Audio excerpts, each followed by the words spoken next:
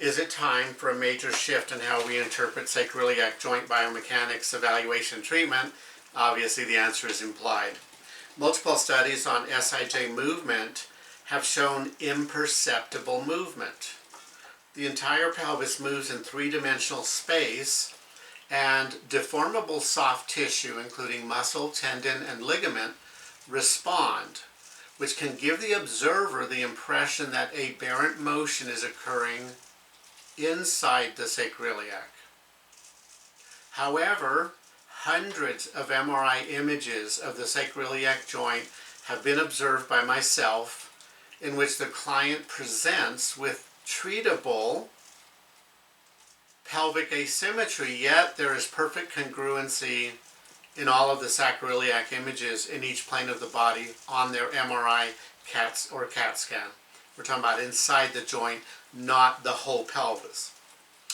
A very gentle treatment approach is presented, and an astute observer once noted regarding my technique. By going slower and more gently, I believe we are returning the innate mobility of the joint in a way the brain and nervous system agree with. To that, I'm going to add that we cannot evaluate motion in the SI joint in terms of quantifying it. That's not possible in a physical therapy clinic. It can happen in a research clinic, but not by skilled orthopedic manual physical therapists. We cannot quantify it. However, we can determine three things with skilled passive motion testing. We can discern normal mobility. We can determine blocked mobility, and we can determine extremes of hypermobility, and I will be elaborating on that throughout the lecture. A model of dysfunctional movement inside the SI joint is not necessary, cannot be objectified in the rehab setting, and can be counterproductive to effective patient management. All right, I'm going to just tell you about the outline. First, the lecture objectives. The objectives are to analyze the significant limitations of the symmetrical, asymmetrical, and alignment theory of sacroiliac joint dysfunction. Recognize painful and non-painful lumbopelvic hip impairments. Discuss evidence-based practice principles. I think you all are aware of that. I think I'll probably skip that one. Discuss research and theoretical literature. Describe the three patterns in the muscle energy technique model which are untenable. They don't exist. Perform low load, long duration stretch mobilization with a fulcrum and explain why this can be much more effective than manipulation to the joint or muscle energy technique. I used to teach muscle energy technique. I started treating the pelvis with that model, and I have since abandoned it. I'm not saying don't do it, but I'm saying there are some things that cannot be evaluated in that paradigm, and so I present another paradigm for evaluating intrinsic movement through the joint and affecting that. And I'll talk about why that intrinsic movement is very relevant. Explain why many patterns of so-called SI dysfunction do not have a discernible within the SI position and movement dysfunction, and contrast that with how the entire pelvis can move in three-dimensional space, with the pelvis moving at and with the trunk and hip joints, absent intrinsic movement in the SI joint. Explain the process of reflex inhibition, which occurs with posture and movement impairments. Discuss the limitations of the intra-articular SI joint injection studies, and discuss recent research that opposes the validity of SIJ pain provocation tests. In my clinic, I do not have to provoke pain in order to give me permission to treat a movement impairment involving the pelvis.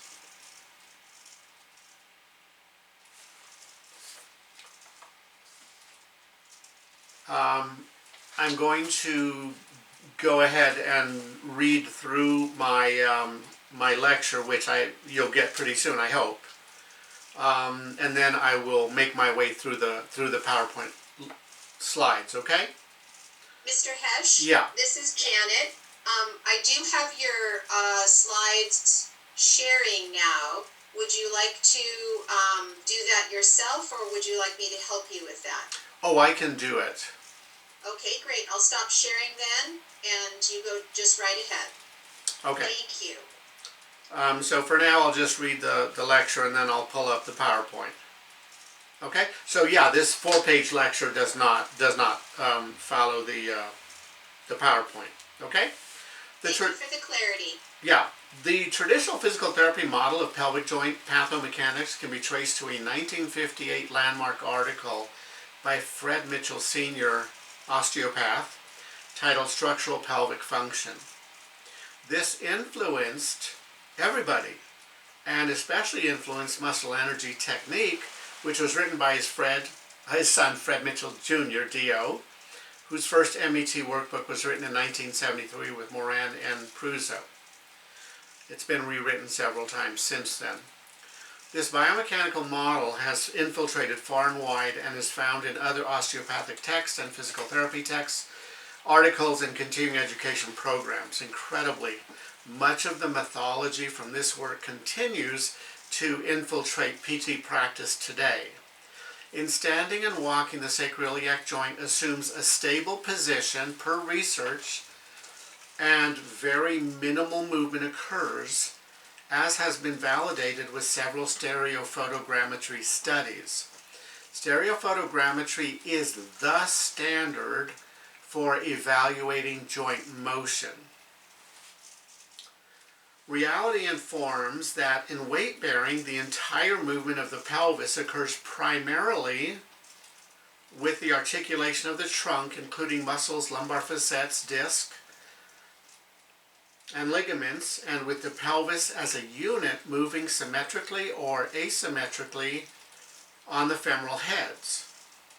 And that needs to be understood. That's so important that we understand that. When I look at somebody's pelvis in standing and I palpate the PSISs and I ask them to lift up their right hip to, say, 90 degrees flexion, and I discern movement at the PSISs, that movement is not happening inside the SI joint. The SI joint has the upper body weight going through the non-weight-bearing limb, and of course much of it goes through the weight-bearing limb. If there's any deviation, if my ability to stand if the patient's ability to stand on their left foot is impaired, then in the frontal plane, sagittal plane, and transverse plane, they're going to shift just like I'm shifting my body here. Okay? It doesn't mean we're evaluating motion inside the SI joint. If their cuboid doesn't have normal motion, their subtalar joint, their talocrural, their knee, their hip, all bets are off. We can't call that sacroiliac movement. I'm not saying don't do that. It may have some clinical utility, which has yet to be proven. But of course, multiple studies show that the inter-tester reliability for that kind of testing is poor to fair. Okay. The motion has to be coming from somewhere else. It appears that knowledge regarding how the entire pelvis moves, absent movement occurring inside the SI joint, is absent or is minimally addressed in the education of physical therapists. I don't know why when they get introduced to the pelvis, the SI joint muscle energy technique, I don't know why they forsake the kinesiological knowledge about the hip joint. It's a peculiar phenomenon. Anyway, a fundamental reinterpretation of lumbopelvic hip biomechanics is encouraged.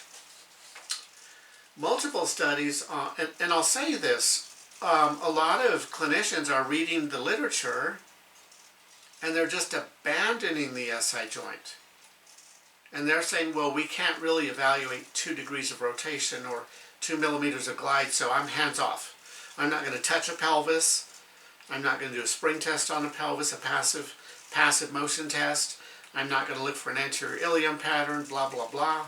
I'm going to walk away from it. And others say, well, I'm just going to have them do the usual stuff, you know, education, exercise, but I'm not going to screen it in within any sacroiliac paradigm. And I think that's unfortunate.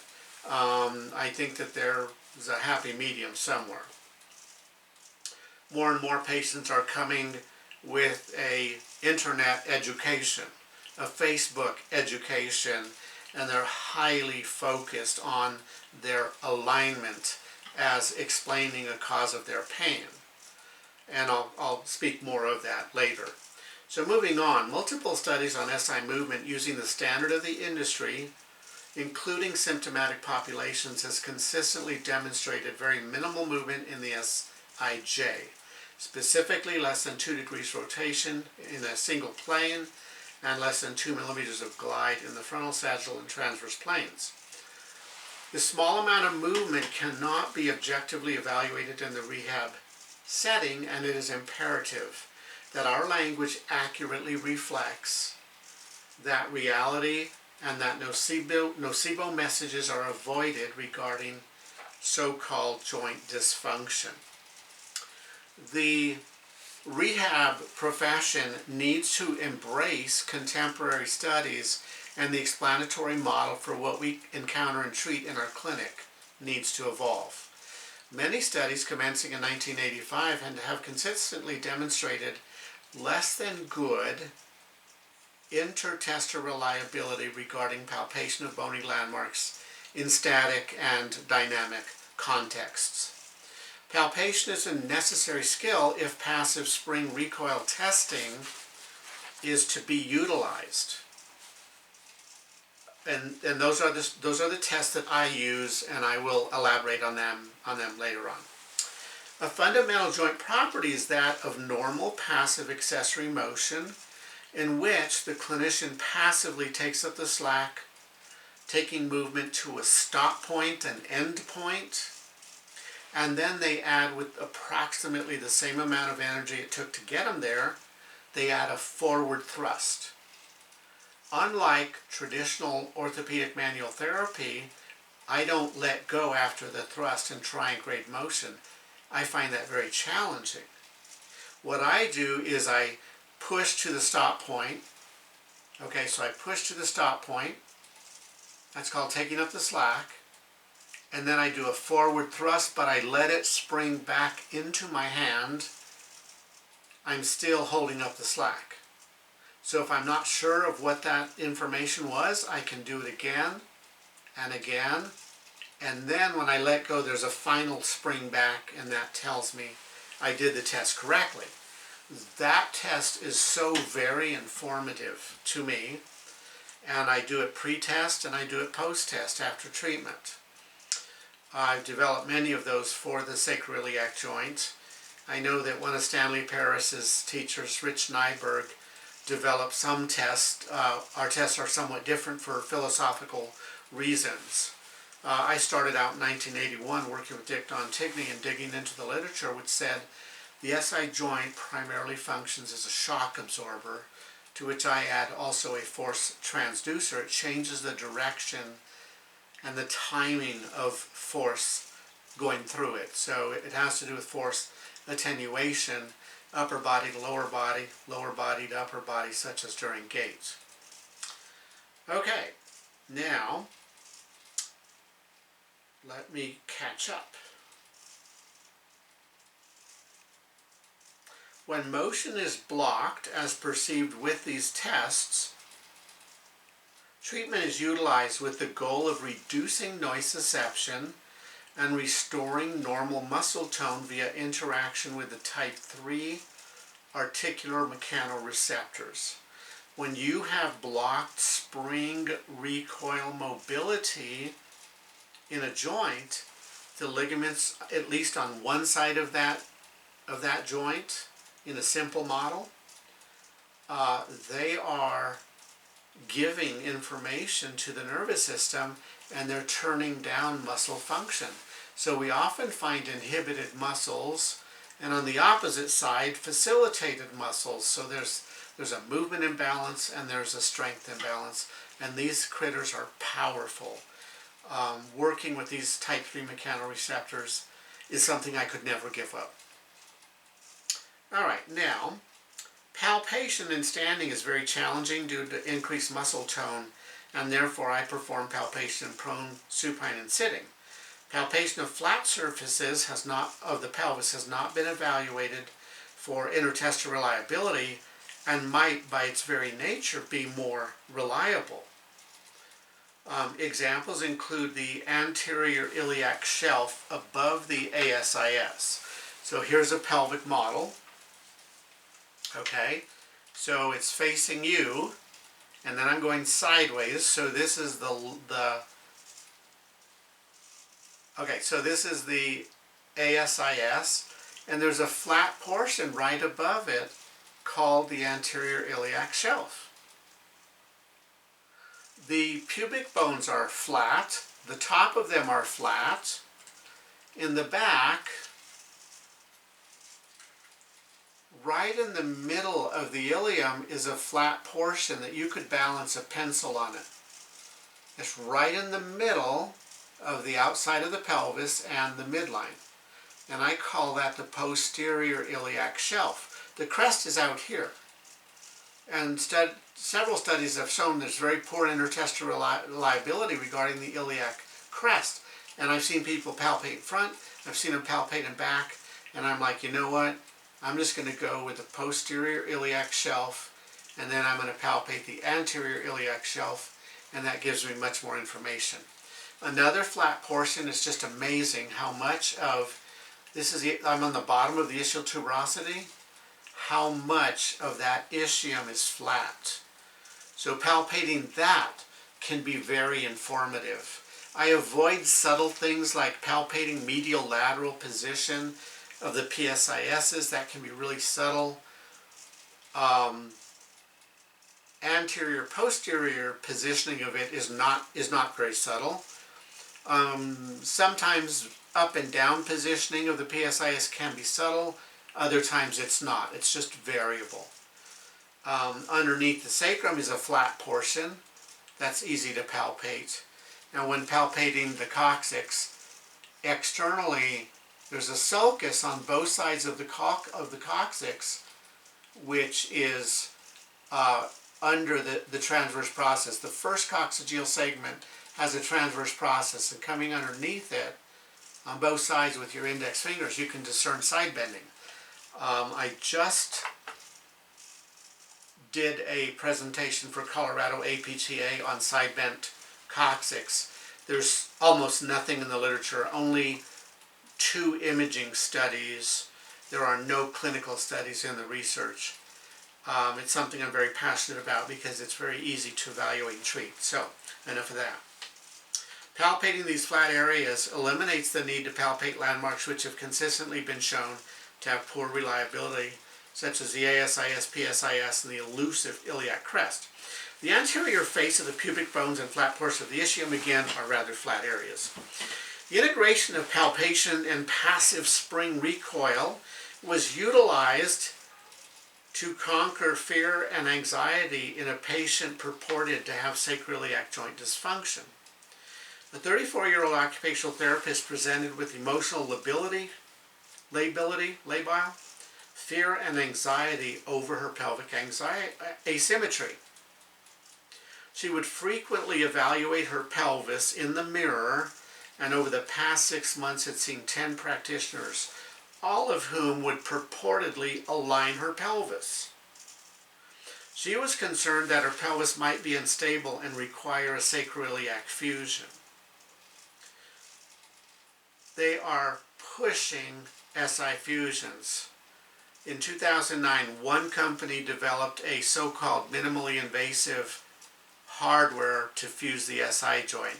They fund a lot of research. Every year they pour millions in research. There is strong motivation. Many physicians quickly refer to surgeons who do these fusions. I just said that very delicately. Anyway, you get on the internet and you look up SI fusion, there are now 15 manufacturers who make their own kind of SIJ fusion hardware. Anyway, I did the palpation and the spring testing, and what I found was normal mobility of the pelvis in multiple directions in spite of her asymmetry. It required some effort, but her beliefs were challenged, and she was informed that she always had, as an adult, a developmental pelvic asymmetry, which she became aware of when she sought treatment for lumbopelvic pain.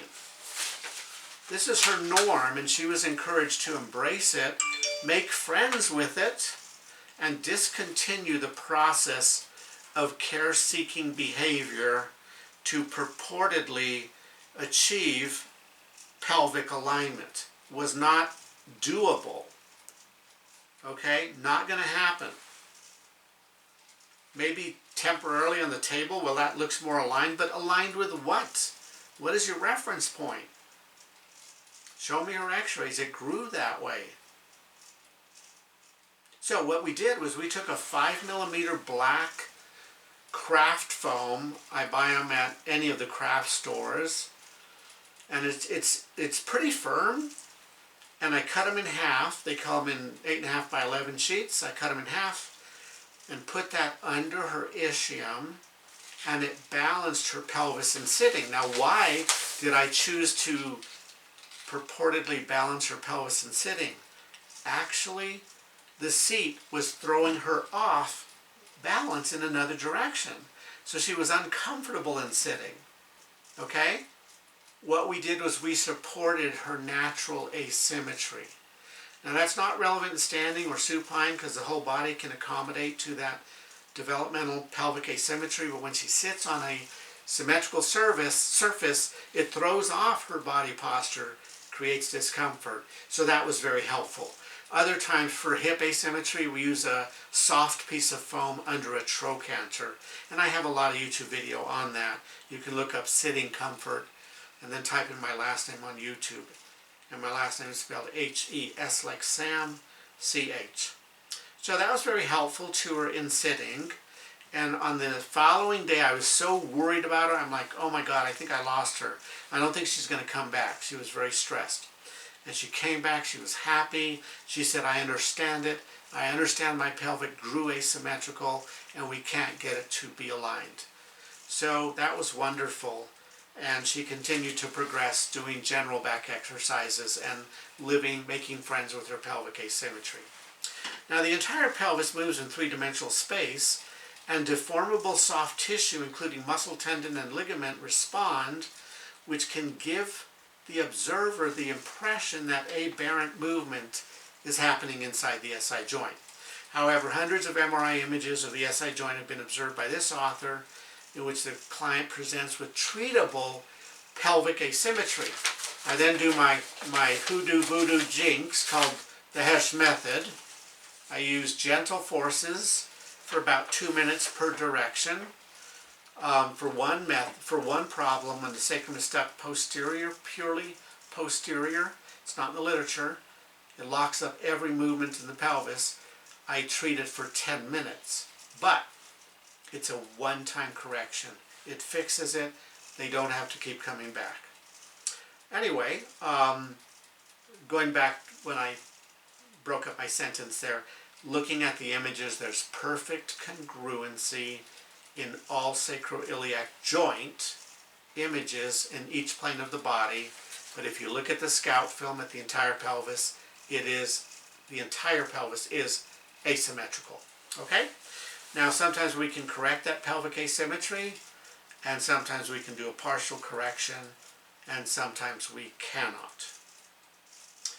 All right, so quantitative measure of movement occurring inside the SI joint cannot be evaluated by physical therapists or chiropractors or osteopaths with hands-on screening, except in cases of pathological or surgical fusion, such that passive motion testing will reveal no movement. It'll feel like you're pushing on a brick wall. There will be no yield. And the other exception is severe hypermobility, in which it just feels like mush. Like you can keep pushing to take the slack. Finally, the slack is taken up, and then you spring it, and the excursion is further, and the recoil is very weak, like cold oatmeal. All right. Anyway, only passive motion going through the joint can be evaluated. So you're evaluating motion through multiple structures. You're not isolating it only inside the joint, because you can't isolate it that well. Anyway, this is evaluated with spring recoil tests, and block motion typically is easily restored most of the time in the clinic, because blocked translation of movement can be due to extrinsic causes such as altered pelvic posture. It is unnecessary to grasp at an explanatory model that purports that the ilium rotated on the sacrum and got stuck. We can do away with that. We don't have to tell our patients that. We don't need that model. Terminology such as lumbopelvic hip motion dysfunction removes the focus on the SI joint, and it reasonably acknowledges the integrated role of extrinsic structures. Pelvic asymmetry is typically improved with treatment. There are a few patterns of asymmetrical pelvis presenting with treatable blocked spring recoil mobility. So I don't need an asymmetrical pelvis in order to go forth and do passive spring testing. I also do that when the pelvis is symmetrical, because there can be symmetrical movement dysfunction found with the passive spring recoil testing. Okay? All right, so give me one moment. I'm going to grab something off my bulletin board.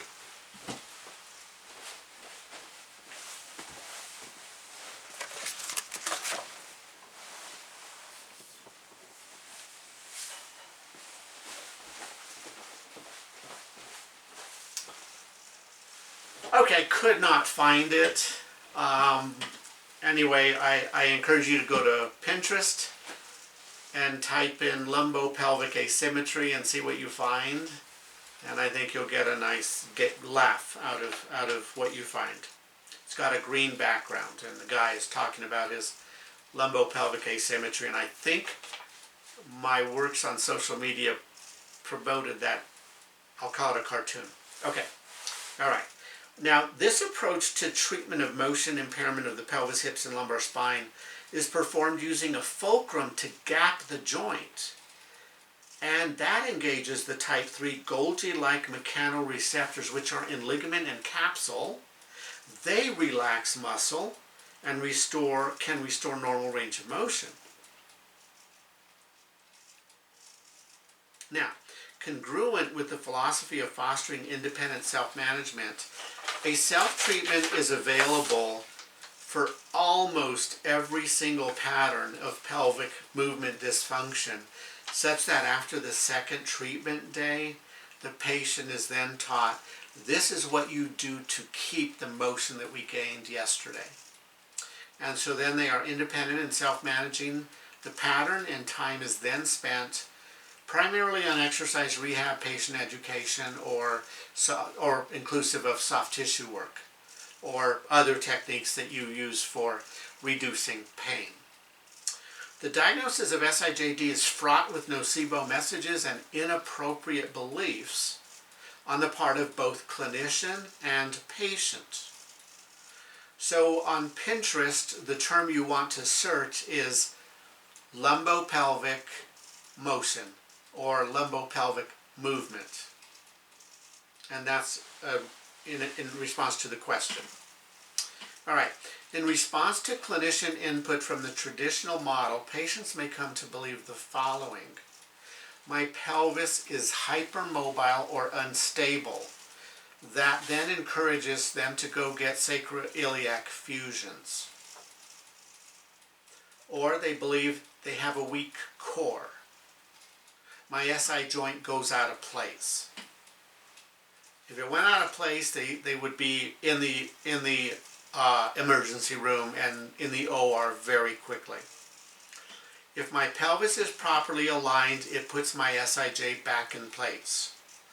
I need to frequently see a healthcare provider to get my pelvis adjusted or aligned.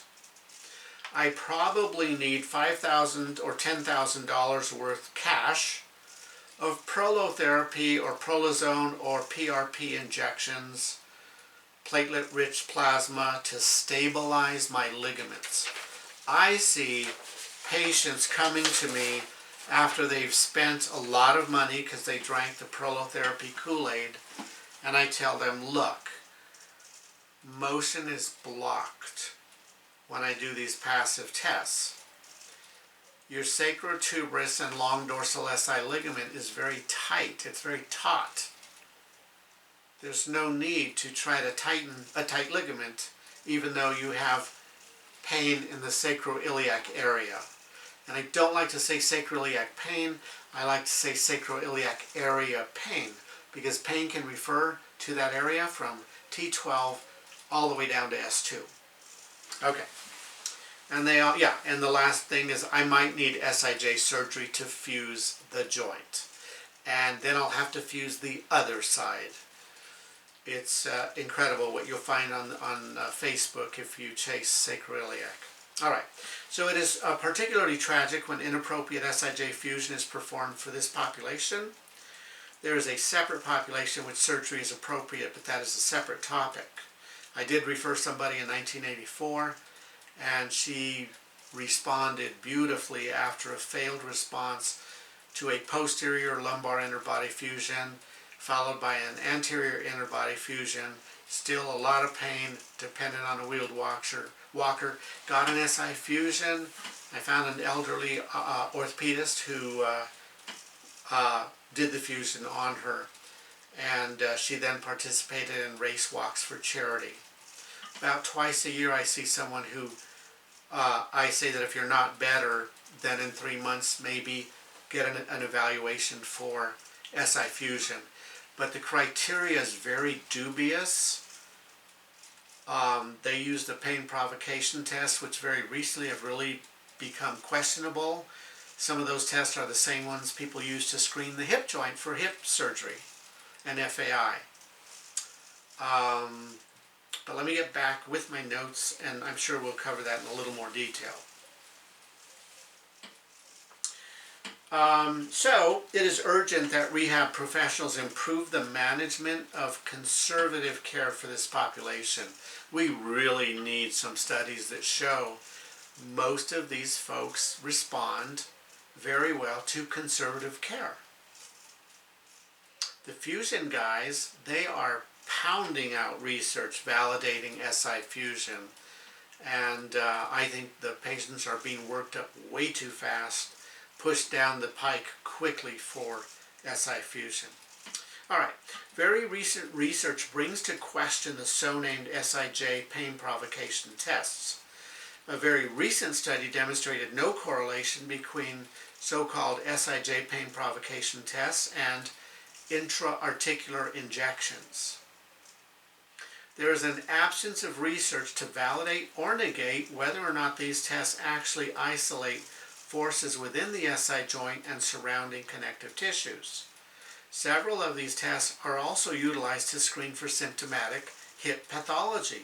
If you go see an arthroscopic hip surgeon, he will do some of those tests evaluating your hip, not your SI. He'll do the Patrick Faber, he'll do the Gainsland's test, among others. Anyway, the sacral spring recoil test that I use most likely impart forces into the lumbofacet joints. Scratch that. There is in the pain provocation test a midline sacral spring test. Okay? Well, I'm quite convinced that when they do that test, the first joints that move are the L5-S1 disc and facets. I don't think that's an accurate SI spring test. After that, the whole pelvis might move, so then you're getting some movement in the femoroacetabular joint, and only if you've taken up the slack then can you isolate movement in the SI joint. But that's not what's taught. It's taught to do a quick thrust. So I really question that test. All right. A very recent article provides explanation for the effect of hands-on care directed to the pelvis. I'm quoting it directly. Use of manual therapy when indicated can be explained by known neurophysiological mechanisms, including activation of endogenous descending inhibition, changes in the neurobiological milieu in the periphery, and changes in muscle activity. Such explanations can be placed in the context of empowering the patient to move and engage in an active and mutually determined rehabilitation process. Again, a model of dysfunctional movement inside the SI joint is not necessary, cannot be objectified in the rehab setting, and can be counterproductive to effective patient management. And when you find someone with pelvic asymmetry that actually is treatable and it holds, we are not following the slides. What we need to do is tell the patient, look, you came in and you had some pelvic asymmetry and you had some blocked motion when I did these passive spring recoil tests, but we did the treatment. And now that we did the treatment, now it's symmetrical, okay? It's going to stay this way. And I'm going to see you when you come back in 2 days. We'll reevaluate it, okay, and see what it's doing. I'm going to teach you how to keep it this way. It'll be very simple for you to do that, so you're not going to have to worry about your pelvis becoming asymmetrical and whatever discomfort that causes, you'll be able to manage that aspect of your injury. And we'll look at the entire functional system. We'll look at your lumbar spine, we'll look at the pelvis, we'll look at the pubic joint, we'll look at the hip joint. We're going to treat it very thoroughly, and you're going to be very much able to self-manage when we finish this process. So we want to empower these patients. So in that handout, there are 4 references, and it may be very informative to look at the 1958 article to see where we came from. And I think it would be, well, I'm biased. I think number 3, that my book is a very comprehensive contemporary way of evaluating and treating the joint, so I'm a bit biased. I'll tell you something. In December, we are going to release through PESI Rehab. They are a continuing ed company. We're going to release a webinar, and it's fewer hours than my home study, so the price will drop. It'll be about $439, and they are going to have a half-off sale, and I'm going to put that sale on my website as well. So for $220, you are going to get 12 hours of CEU on the pelvis on this approach. All right. The very last one is a very, very worthwhile article to read, titled "Changing the Narrative in Diagnosis and Management of Pain in the Sacroiliac Joint Area," and that's published in Physical Therapy, which of course is now online. So that's it with me going through the lecture. I have not gone through the slides, and if I do, I'll certainly only be able to do some of them. Can you tell me how much time we have? Yes, Mr. Hesch, it's 1 o'clock, and you have until 1:30, but if you want to leave some time for questions, you can accommodate that. Can we do some questions now? Oh, absolutely, sure. Would you like to entertain some now? Sure. Great. So, just to let the group know that we haven't started the slides, some were wanting to know what slide number we were on. Mr. Hesch is about ready to share his slides. He was doing, I believe, a little bit of a lecture format to start out the afternoon. Do you have any questions? Please feel free to either put them in the chat, or you're welcome to unmute yourself and just let us know who you are and what your question is. Mr. Hesch, there is one in the chat right now from Daniel. How does your pelvic asymmetry eval change when palpation isn't feasible, like for patients with excessive adipose tissue? Okay, wonderful question. There's a secret. And the secret is, Daniel, when in doubt, hang out. Okay? So you put your hands on their pelvis where you think the anterior iliac shelf might be in the ASIS.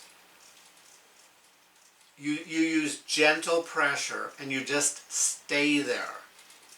Okay? What's happening? Your mechanoreceptors in your fingers, wrist, forearm, elbow, upper arm, shoulder, neck, thoracic, they're all getting information. That information takes a little while. Perhaps within 30 seconds, maybe more, maybe less, all of a sudden it's like, oh my gosh, that's definitely more forward on the right. Okay? Now, that's a beautiful reference, whoever's posting that. That's a fabulous, I'm a real fan of those authors. I've been blessed to meet them in person. Excellent article, excellent. So to answer your question, the information will come to you, but please realize that palpation takes us to the spring tests. But when we're done treating the patient and then we look at them in sitting, then we're looking for a developmental asymmetry, and then palpation becomes more important. All right, thank you.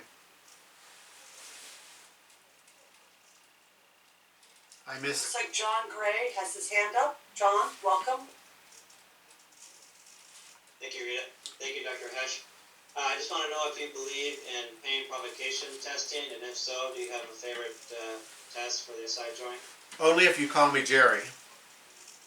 Yes, sir, Jerry. Have we met? I don't believe so, sir. Because I've seen you before. I don't know where. Interesting. All right, so I don't believe in pain provocation tests. I think they are problematic. I think they're dangerous. I think they're dangerous because they are part of the protocol to quickly work someone up for a sacroiliac fusion. That coupled with an injection into the joint. Someone needs to ask me what's the problem with injection inside the joint pretty soon, but staying on focus. When we do those tests, I'm not saying don't do them. I'm saying expand your thinking, maybe, or what you're looking at. When you do those tests, some of the forces first go through the sacroiliac. I'm sorry, they first go through the hip. The hip joint is 2 inches away from the sacroiliac joint. When you do those tests, you have to ask yourself, is the pain coming from the hip joint? We can't just say, does that hurt, Mrs. Smith? And she says, yes. And you're like, oh, it's sacroiliac, bingo. No. Mrs. Smith, can you point with your finger? Can you show me where the pain is? And if she points to the inguinal area, I'm going to think hip. If she points by the PSIS, I'm going to be more inclined to think SI, and I'm going to do more testing, especially passive spring recoil testing and palpation of local soft tissues. But in the back of my mind, acknowledging that the hip can refer to the SI, T12 can refer to the dorsal SI area, L1, 2, 3, 4, 5, S1, S2, and maybe even S3. So I hope that answers your question. So I'm very careful with them, and I don't need positive pain provocation test to give me permission to treat the movement dysfunction or pain encountered with other tests. Does that help? Yes, Jerry, and what about SI joint injections? Do you think there's some false positives that can be misleading? Oh, thank you. Excellent. Yes, indeed. Absolutely. And what they are suggesting is that if you respond with a 50% reduction in pain with 2 injections inside the joint, bingo, you're a candidate for a fusion. It gets worse. Now there's a company out there promoting their new fusion hardware, and you know what they say? If you did not respond positively to an SI joint injection, you may be a candidate for fusion. I'm like, you guys want it both ways, you know what I mean? There are 2 wonderful studies that show that when a person responds to an SI joint fusion injection, and I'm talking about inside the joint with fluoroscopy and dye, when they respond to that, they do not, 50% do not respond to the second injection. And I fear that some patients are responding well to 1 injection, and then they're saying, bingo, you need a fusion. They need to go through the protocol and do 2 of them. Fluoroscopy is used, but it's not a perfect tool. Okay? I wish there was such a thing as 3D fluoroscopy. The reason I say that is the person could have a little tear in their anterior capsule, which is weak. Okay? And it could leak, and the lidocaine could bathe the lumbosacral plexus, and bingo, they have less pain, and it's reported to be positive. Okay? Further to that, the capsule and ligaments are innervated from L2, L3, L4, L5, S1, S2, S3. I submit that if you give a blast of lidocaine to the inside the SI joint, the concept of referred pain comes to light. And you're lessening nociception in a big way. I don't think those intra-articular injections tell us only about inside the joint. I think if I had an L5 facet and you injected inside my SI joint, I think I'd have less pain. Okay? And no one's talking about that. You know why? It's a huge cash cow. If you inject inside the joint, the fact that it's in a joint, bingo, upcode. Okay? Much more reimbursement than a blind injection in the ligaments. Okay? You get to add fluoroscopy.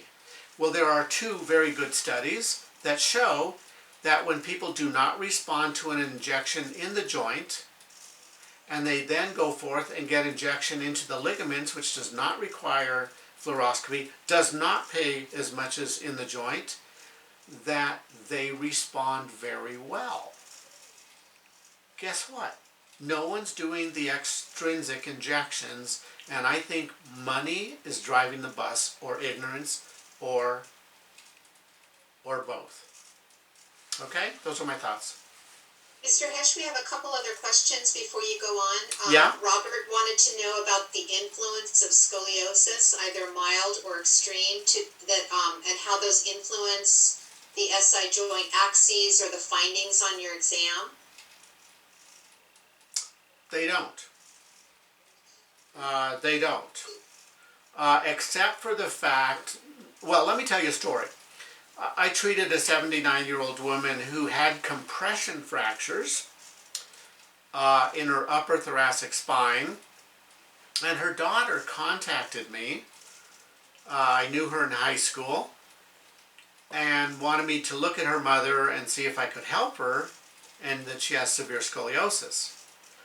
Well, her mother has to sit at the desk and pay her bills, and she had a lot of pain sitting.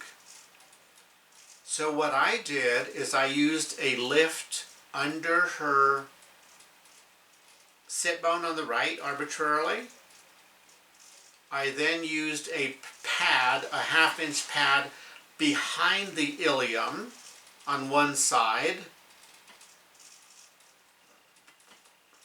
And I may have done one more thing, either a sitting heel lift, a pad under her foot, or a piece of soft foam under a trochanter, and she sat with much more comfort. So I just created the same position the pelvis is in when she stands or lays on her back. I recreated that in 3-dimensional space in sitting when the seat pan tried to force her into false symmetry. So that's an example where it's relevant, but a lot of people with scoliosis are going to have normal pelvic spring testing. Some of them will have developmental asymmetry of the pelvis and hip, where that kind of intervention becomes relevant. Others will have in response to an injury, will have altered movement in the pelvis on one side. But if you have a traditional scoliotic person with no injury, they're going to have normal movement on both sides of the SI joint. It's simply, the bones simply developed asymmetrically. Mr. Hesh, we have Dawn Marie who has a quick question, and then we have a couple other questions in regards to the spring recoil test. I don't know if you'll be getting to those in your slides. Okay. But let me let Dawn Marie go first, and then I don't want to take away your time. You can tell me when you're ready to stop questions and move forward. I'm really happy with these questions, so Great. We'll keep running with them until I get tired of them. Wonderful. Dawn Marie, please go right ahead. You're on mute, so you'll have to unmute yourself. There you go. So I wanted to make sure I was understanding what your position based on your experience was with the pain provocation test. So you don't even think that they have value for looking at load provocation if, in fact, you have that larger patient where sometimes palpation, even if you do prolonged listening and you wait and load and observe and all of that, that they could hold some value as a load provocation, not quote unquote your pain provocation rolling in and out, but a variety of those tests biomechanically do give us some insight into different types of load. Explain that. I don't understand that.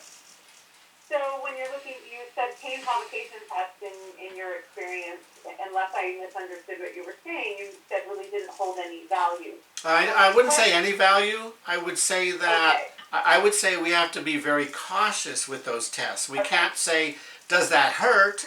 And the person says yes, and it's provoking hip pain, and we're thinking this is an SI pain provocation test.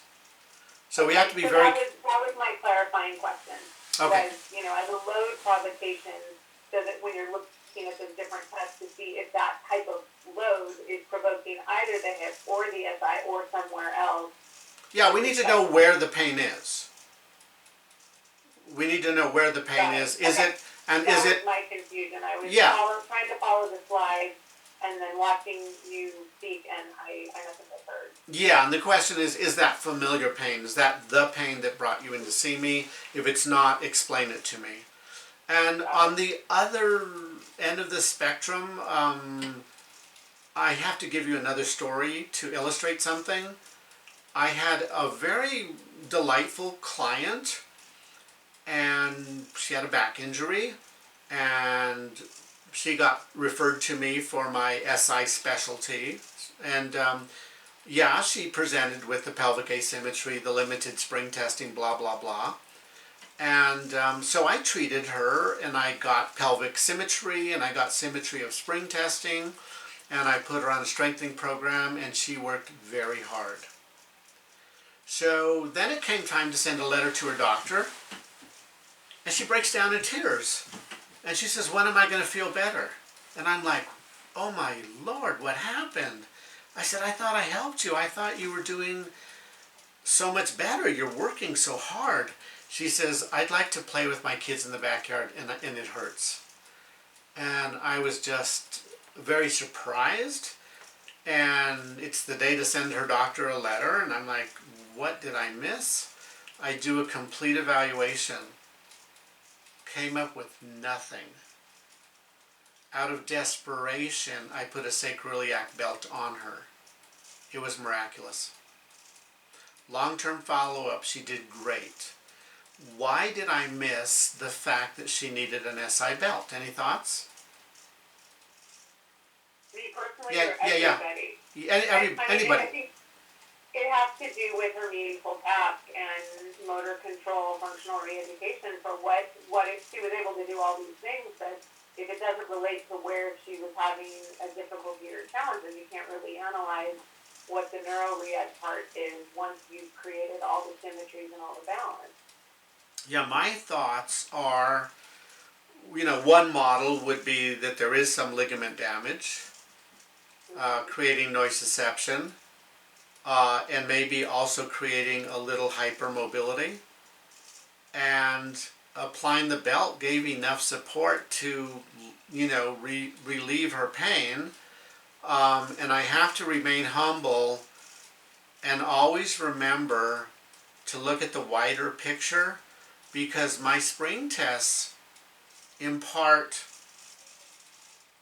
maybe less than 15% of the forces that go through that SI joint in walking, and maybe less than 20% of what happens through that joint in sitting. So the spring tests have some utility, but we have to understand the limitations of those passive spring tests. So I'm not as enamored as I was at one time. Got it. Well, thank you. That helps clarify. Very good. Mr. Hesh, one question that several people have been asking about is on slide, in your slide presentation, that refers to a video in regards to a spring recoil test. Wonderful. They're very, Nice. very interested Okay. in hearing about that. Okay, so if you go to YouTube and you type in spring tests and my last name, spelled H-E-S like Sam, C-H, it'll take you to several videos. 2 of them cover all of my basic spring tests of the pelvis. Now when I do spring testing, I do it anywhere in the body. But it gives you a good foundation of, and once you know how to spring an ilium in posterior rotation, then you can, extrapolate from that, how do you spring a C1 transverse process. That should be intuitive. But I'll show you. Can you see that this is a pelvis that has mobility? They have these spacers in them. So what I'm going to do is we're going to pretend this is a living person. And they are laying on their back. Okay? So my treatment table supports their sacrum. I don't need to stabilize it. Okay? And so I come and I'm going to contact this bone, which is actually the left ilium. In the view I see, it looks like the right, but it's not. So if my intention is to test, they're laying on their back, is to test posterior rotation primarily on the left side, then what I'm going to do is get a comfortable contact on it. Okay? Embracing it, if you will, the anterior pelvis. And then I'm going to push it in the same direction as the slope of the anterior iliac shelf. So I'm going to push it now, and you'll see some movement. See that? Okay? So again, I push it, and now it stops moving. That's the stop point, or that's where I have taken up the slack. Now, I'm going to repeat approximately the same amount of force, so watch my hand. Boom! And it bounced forward, and it recoiled. That's a normal functioning joint. The other things you may find is in a joint, in a direction that's really stuck, you won't be able to take up the slack at all, and there's no motion translating. I don't need to try harder. I don't need more force. It doesn't move. Or you can take up the slack, and then you try and spring it, and then there's no spring. Okay? So those would be scenarios of hypomobility. Whenever I use the term hypomobility in my speaking and writing, I do mean stuck. Okay? The other alternatives are that, of course, you take up the slack, you spring it, it recoils, that's normal. Or you take up the slack, spring it, and the recoil is weak, slow. That's a scenario of hypermobility. You can take up the slack slowly. You know, you can take up the slack and just like feels like it keeps going. Finally, you take it up, and then you spring it, and the excursion is much further than the norm. That is a presentation of hypermobility. Does that help? Thank you, Mr. Hesch. I'll let them comment in the comments or live if you haven't done a beautiful job. But thanks for that reference. It looks like, yeah, they are putting some links to those YouTube videos for everyone's reference. We also had a question from Shanuda. How do you differentiate between SI joint disorders versus lumbar spine disorders? Okay. Can I back up and present an important point first? Please, go right ahead. All right. For some reason, I'm glad you pulled up that bilateral anterior ilium video, because it's a very, very nice demonstration of how a person has blocked motion on both sides. And it's not about how it looks, it's about how it moves, because movement is function.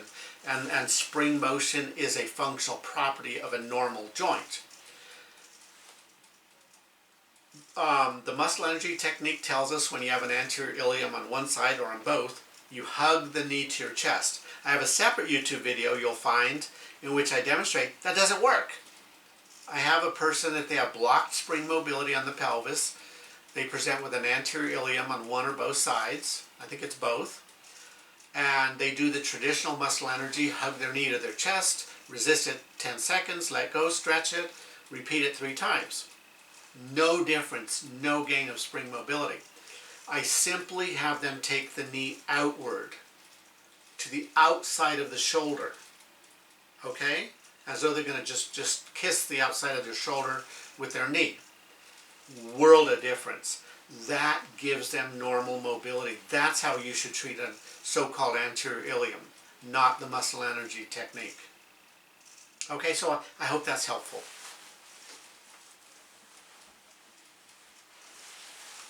Now your question, the other question, how do I discern between lumbar and SI? Well, I will say that it's always both. Almost always. I'll talk about my neighbor that I treated, how it was both. But the spring tests help distinguish. There is, in one of my spring tests, I do spring on L5. I spring L5. I actually spring every vertebrae from the sacrum all the way up to C1 in occiput. I do spring all of those. But the spring testing is very informative, and you can also do a rotational spring test of L5. But it's part of the general back eval that you already do, that helps point arrows towards a potential lumbar diagnosis. No test is perfect. Every test is imperfect. But the same way that you would screen a lumbar and then you just add the SI screening also. I hope that helps answer that, does it? Very good. Yes, she indicated Excellent. That so much. Excellent. Great. Any other questions that somebody would like to ask before Mr. Hesch continues? We have about 8 minutes left, maybe 10 minutes left. Okay. I'd like to add a couple of comments. There are 16 patterns of movement dysfunction that are not described in our literature. They're not in the osteopathic literature, the muscle energy literature, chiropractic literature. I mean, the pelvis is so much more complex. How incredible. And every time I say that, I stop and I go, wait a minute, 16? That sounds crazy. And then I go through my mind and I enumerate them all. It's like, oh my God, there are 16 that I have described that are not in the traditional model. They're not in the literature. And some of them are very important, and then 3 of them don't exist. The osteopaths speak of unilateral sacral flexion, unilateral sacral extension. The data points are only a couple of data points, and it's not enough information. So I summarily reject the concept of unilateral flexion, unilateral extension of the sacrum. Second to that, they speak of a upper pubic rotation, okay, where let's say the left, this is the left on this model, where this is posterior, okay? Well, do you know that in the muscle energy model they only palpate tubercles and the top of the pubic bones? Okay? In the Hesch model we also palpate the middle third and the lower third, and there are advanced spring tests. They're not in my basic body of work. They're in the advanced material where we spring inferiorly, spring superiorly, spring posteriorly, and we even spring the fibrocartilage. But the one we do in the basic material is we always spring the ischium forward. Now, what the osteopaths are talking about when they say the pubic tubercle is posterior, therefore it's a posterior rotation, they're missing the boat. It's a pure posterior glide. You'll find when you palpate upper, middle, and lower, the entire pube is shifted posteriorly. Okay? It's a very strong joint. Pubic popping doesn't work. It feels good for a little bit, and then an hour later they can pop their pube again. What's happening? A tendon, the adductor longus tendon inside the tendon sheath, creates a vacuum phenomenon, which does feel good because there are mechanoreceptors in that tendon and in that tendon sheath. Doesn't mean things aligned, okay? So I've done it, I've done the pubic popping, and I do a spring test before and I do one afterwards. It does not correct pubic joints. It takes 5 minutes to move a pubic bone for a correction. Thank you.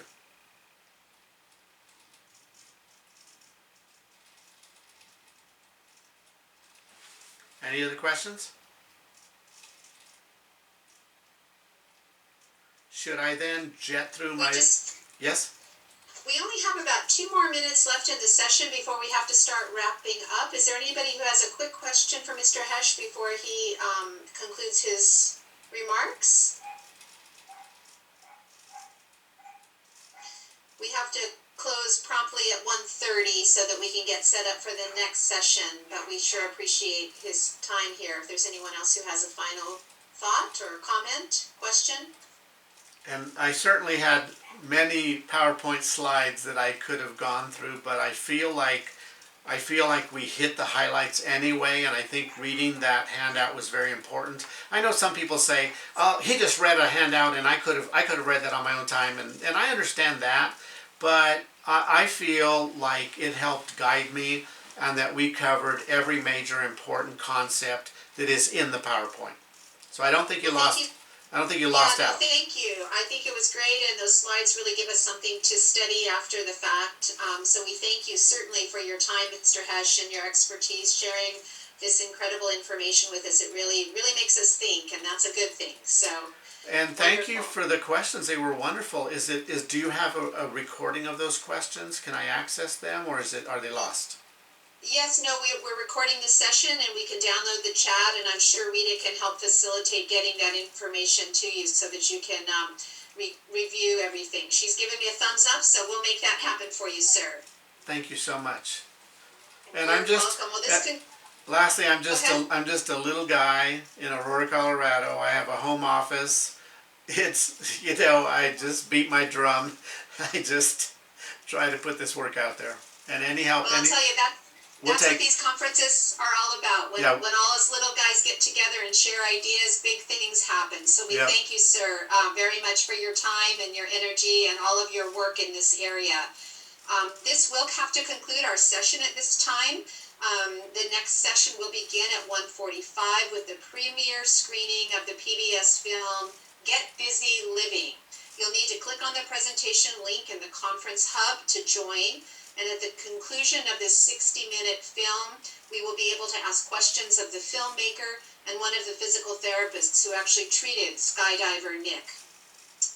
With that said, I want to just remind you to not forget to click on and visit the CalPT Fund Silent Auctions. The auction items will be available for bidding until today at 5 p.m.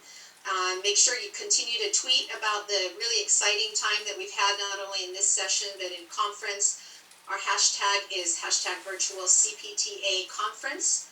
And then just to remind you that research is very important to physical therapy, as Mr. Hesch has reminded us. We have a number of poster presentations available all month for you to view. Go to the CPTA website, virtual conference page, and look for research posters. You can contact the lead author with questions or comments simply by clicking on their name. So Mr. Hesch, with that said, thank you again so much. We appreciate it here in California for you to join us from Colorado, and appreciate all the attendees for hanging in there with some of the technical difficulties we had. I think it proved to be really a worthwhile session for us to hang out for. So with that said, thank you, Rita. Thank you, Mr. Hesch, and goodbye, everybody. Goodbye. Help us do our stuff.